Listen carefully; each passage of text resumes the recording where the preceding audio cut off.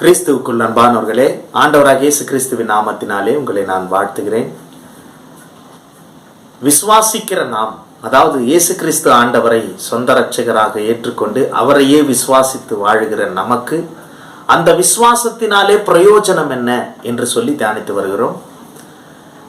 விசுவாசத்தினுடைய பிரயோஜனம் என்பது முதலாவது 1 பேதுரு 1:9 உங்கள் விசுவாசத்தின் பலனாகிய ஆத்தும ரட்சிப்பை அடைகிறீர்கள்.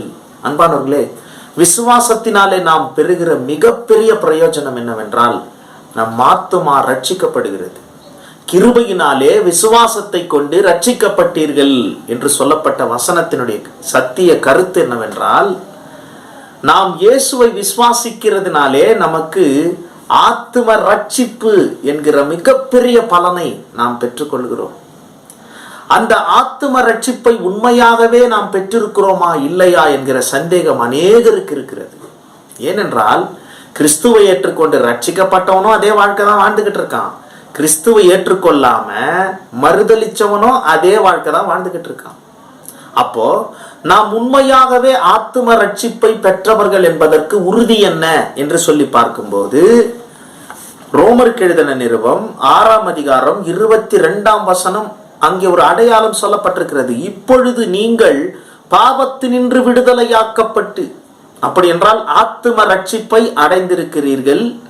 அப்படி ரட்சிக்கப்பட்டவர்கள் தேவனுக்கு அடிமைகளானதினால் பரிசுத்தமாகுதல் உங்களுக்கு கிடைக்கும் பலன் முடிவோ நித்திய ஜீவன் என்று சொல்லப்பட்டிருக்கிறது. ஆகையால் இங்கே ரட்சிக்கப்படுவதென்றால் அதற்கு பவுல் கொடுக்கிற விளக்கம், பாவத்திற்கு சாத்தானுடைய அதிகாரத்துக்கு அடிமைகளாயிருந்த நாம் தேவனுக்கு அடிமைகளாய் மாறுகிறோம் என்று சொல்லுகிறார். ரட்சிப்பு, ஆத்தும ரட்சிப்பை பவுல் இப்படி வர்ணிக்கிறார். நாம் இனிமேல் சாத்தானுக்கும் பாவ உலகத்திற்கும் பாவ செயல்களுக்கும் அடிமைகள் அல்ல, நம் தேவனுக்கே நாம் அடிமைகளாக இருக்கிறோம் என்று சொல்லி இருக்கிறார். அதுதான் ரட்சிப்பை அவர் வர்ணிக்கிற விதம். அடுத்து என்ன சொல்றாருன்னா, ரட்சிக்கப்பட்டவனுக்கு அடையாளமே பரிசுத்தமாகுதல், முடிவு நித்திய ஜீவன். பாவத்தின் சம்பளம் மரணம். ஆனால் ரட்சிக்கப்பட்டவனுடைய அடையாளம் பரிசுத்தமாகுதல். அவனுடைய அடையாளம், நம்முடைய அடையாளம் என்னவா இருக்கிறது? சிந்தித்து பார்க்கலாம் அன்பானவர்களே. ரட்சிக்கப்பட்டு 10 வருஷம் ஆச்சு, 20 வருஷம் ஆச்சு, 30 வருஷம் ஆச்சுன்னு சொல்லிக்கிட்டு இருக்கோம். ஆனால் பரிசுத்தமாகுதல் நம் வாழ்க்கையில நாளுக்கு நாள் இம்ப்ரூவைசேஷன்ல இருக்கா?